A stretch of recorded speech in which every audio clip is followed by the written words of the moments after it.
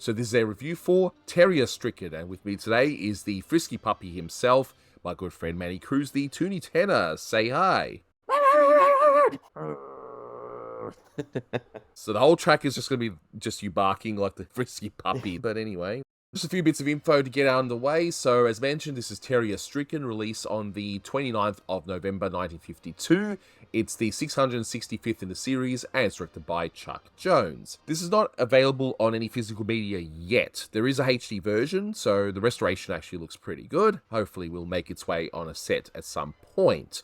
You know, maybe it's a candidate for collector's choice. You know, put all the Frisky puppies together. I don't know. We'll see what happens. I can't show you the full thing here. If I try and upload the cartoon, or even if you try to upload the cartoon, it'll just get blocked. So don't complain, okay? Trust me. In any case, if you haven't seen it, not really much happens. It's Frisky puppy and Claude living in the same house, and Claude is really annoyed because the Frisky puppy always seems to want to play with him, and not really much to it in this case.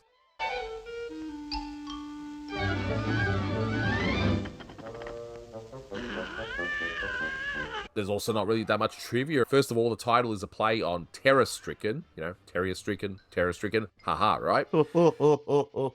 Maybe when a student gives you grief, just do that laugh, yeah? Or the text saver. I'm thinking of Hammockshire Night, and that's where I practice my Avery laugh. It's a killer. It's a killer. All right, Well, keep practicing. We're talking about dogs and cats over here, you know? You got a cat, I got a dog. So speaking of dogs, this is the second of 3 Frisky puppy shorts. So we've already reviewed Two's a Crowd, and in 1954 there'll be one more called No Barking. I'm probably not looking forward to the next one because this short, honestly, didn't really wow me that much. I don't hate it. There's actually a lot of good in here. I just watched this and I'm going, well, that was a cartoon, but yeah. Do you feel the same way? There's just something about this one. The gags are funny. The poses are hilarious, especially in the beginning with establishing Claude wanting to eat the food and whatever, and then seeing the antics of the Frisky puppy. I was thinking the entire time of the famous quote from Milhouse, when are we going to get to the fireworks factory? Like, it took a little bit too long for the plot to get going. And like I said, the cutaway gags were really funny. It was giving me big Wile E. Coyote and Roadrunner vibes. The poses here, especially from Claude, were just absolutely hilarious. I did laugh out loud a few times at it, but that's pretty much about it. This is most definitely not one of the worst cartoons ever made or anything. It's just, I think in the caliber of the shorts being released around this time, it just didn't wow me as much. But to keep things positive, we'll definitely take a look at this short. But overall, what you will notice is 2 things. One, amazing poses of Claude Cat and how Chuck Jones knows exactly how long to hold the poses, especially after the puppy scares him to the ceiling every single time, and just his frustration and annoyance at this dog that he just wants to get rid of. So definitely amazing stuff there. But in the first third, and this is both a flaw of this short, but it's also something that I guess if you're just watching it for other reasons, actually pretty good, and that's the animation acting, particularly in the first third with the Frisky puppy acting like a puppy. I mean, you've got dogs. Does the Frisky puppy act just like a normal puppy in your eyes? Oh, yeah. But yeah, the chasing after the ball and just like going nuts, and then a few seconds later just freezing and just being a dog, you know, being a young dog and full of energy and barking at every little thing you see. So it's definitely accurate. But this is perhaps a perfect example of, sure, it's cartoony, right? The dog isn't exactly 100% realistic, as it would say in a Disney film or whatever, but it's the acting in it is just so spot on and so perfect and so much like a puppy that this is a great one, I guess, if you're an animation student to watch and to see how you can effectively animate a dog. But the whole first third, only 2 things happen. One, we established the fact that Claude, he's going to be like, ooh, I finished my bowl, but I'm still kind of hungry. Oh, he hasn't touched his food, and he'll briefly have like a pitchfork on his tail and the horns and that. He starts to eat, and then Frisky puppy just starts barking, and we get the first gag. So we established the whole premise. But then the cartoon just stops, because we're just focusing on the puppy being a puppy for what, 2 minutes? And yeah, I think that kind of hurts it. But in any case, I love Claude's smugness when it's like, oh, Frisky, you need a bath. Voiced by Bea Benaderet, by the way, who only has a few lines here. And we get this wonderful gag involving a bathtub where, Claude's like, yes, he can suffer by having a bath. But then, of course, Frisky has the upper hand and ends up getting Claude to get all drenched.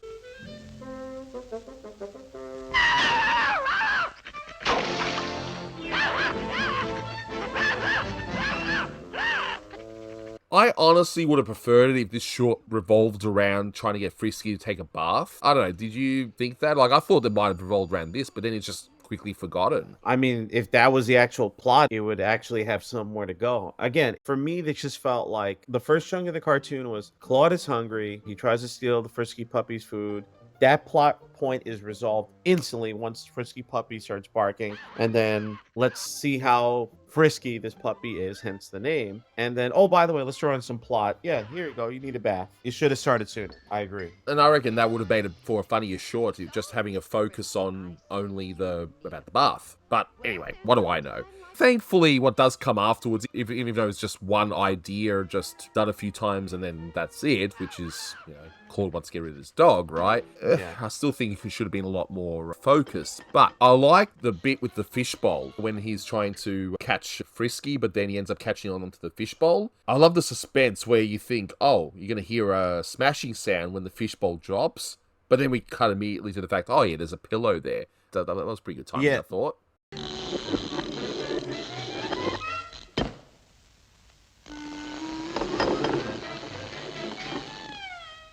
That was really clever. I was like, wait a minute. There was supposed to be an earth-shattering kaboom. That's exactly what I was thinking of, and it didn't happen. So, yeah, that definitely caught me on my toes. So, nice job to Jones and Maltese, and obviously Craig Brown, too, for pulling that off. The Claude in the bowl, that's the whole thing about cats. If I fits, I sits kind of thing. Well, in this case, I don't think Claude really wanted to go in there, but yeah, it's accurate. I can tell you that. I mean, you were saying the puppy part is accurate. I'm saying this part's accurate when it comes to cats, If they want to fit somewhere, they damn well will fit. You said fit anywhere. When he goes inside, I guess the pail, the water pail for flower pail thing, the thingy for watering plant. You could tell I don't have a green thumb, but that was probably my favorite squeezed in place that Claude got himself into. Again, despite our meh-ness for this particular short, there's still a lot to love about it at least, and I still recommend people watch it, hopefully on an upcoming Collector's Choice volume, but at least the last third does pick up the pace by a lot, so we had a very slow start, and this short is like in the 3/3, very slow, picks up the pace a little bit, but then gets a lot more faster in the last third, and Claude's just so desperate that he has an axe, which I thought shows his desperation, and then we get two rather long gags. Like, one is that roller skate gag. At any moment, you feel like you're yelling at him going, why don't you just jump off the skate or jump off the thing or whatever. That was funny, but I completely blanked out. I was like, what was the skate for again? And then when I see it, I was like, oh yeah, it led from this and that to getting kicked out of the house. So you could tell that I watched the cartoon, I was paying attention, but I don't know, that part with what the skate led to just completely slipped out of my mind. I mean, the punchline was funny. Oh, exactly, and it was definitely well done, but I think because of the way the first 2/3 are done, perhaps by this point you don't care as much. Maybe that could be it. Maybe you just zoned out for that brief moment. It's like, I remembered it because I wrote it down, but even I probably would have forgotten it. But we do get the nice topper with Frisky barking at him again at the very end of that. It's sort of like, all that stuff happens, then barks at him again. There you go.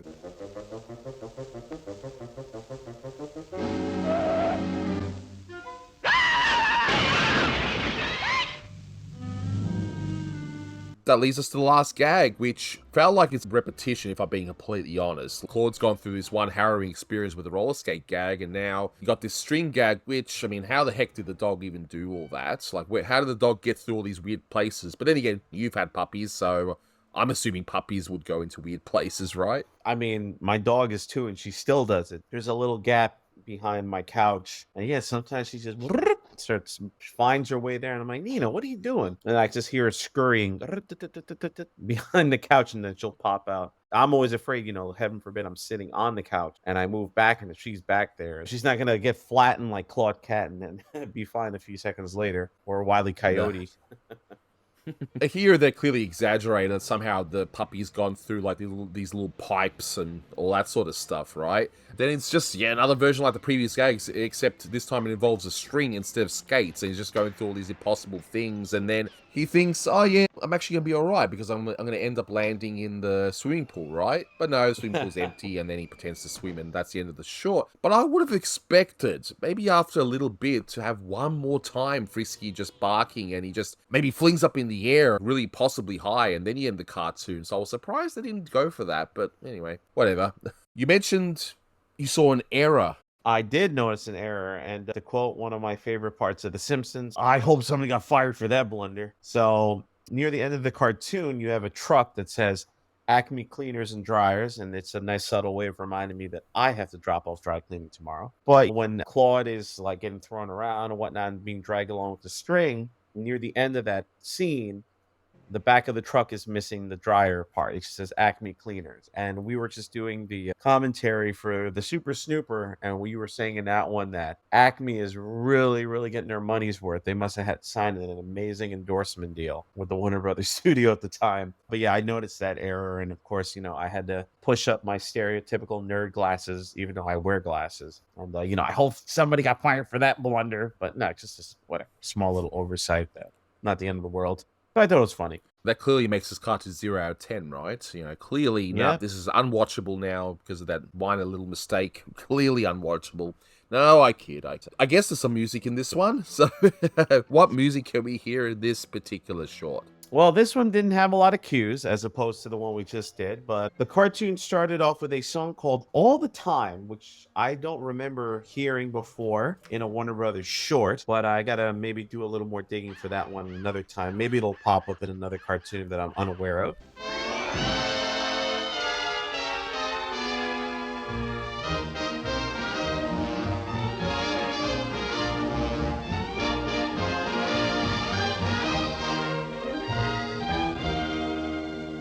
Of course, when Frisky Puppy and Claude are eating, you got to hear the cliche music cue. I mean, you have a cup of coffee, a sandwich, and you. That's one cue, but in particular, this one was playing shortening bread. So you hear that playing while they're eating.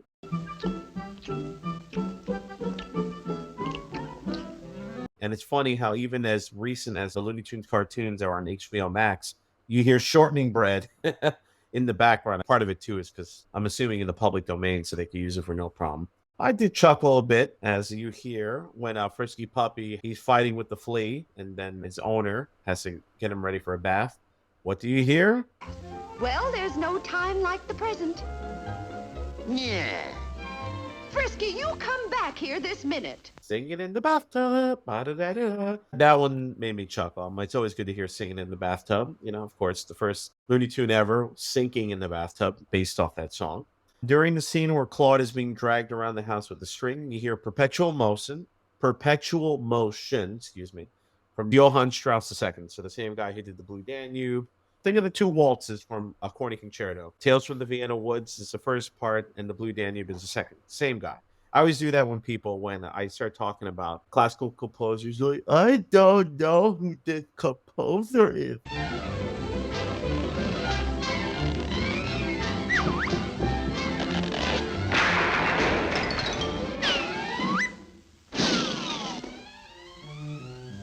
Perpetual Motion from Johann Strauss II. Who's that? Oh, that guy. Or, of course, now that we're in the Christmas season, the holiday season, the Nutcracker is being played a lot. And I could say, oh, yeah, I was listening to the Polonaise from the opera Eugene Onegin. And they're like, what's that? I'm like, Nutcracker guy. Oh, okay. How does that go again? Go watch Home Alone. Oh, okay. Everybody now is like, the Nutcracker is not an 1892 ballet. The music that John Williams used a lot in Home Alone, which I haven't seen in years. And then finally, at the end of the cartoon, this one made me laugh a bit. When Claude, he falls into the pool and he crashes, you hear the very famous song, which is also a waltz, Sobre las Olas, or in English, it is Over the Waves. And that was composed by the Mexican composer Juventino Rosas. And you're probably saying, what's that?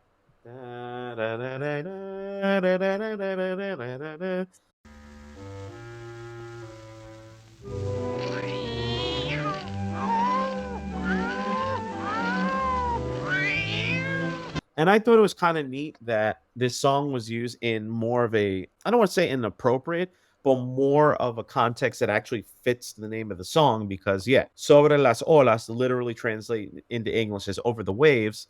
And what is Claude supposed to be doing? He's supposed to be swimming. But, usually when we hear, over the waves, when I hear this song, I think of a magician. I mean, I don't know about you, Anthony, but it's like because of these Warner Brothers cartoons, I don't think of surfing waves. I think of Case of the Missing Hair with Alabama doing his magic act. This is like the go-to magician magic song in animation.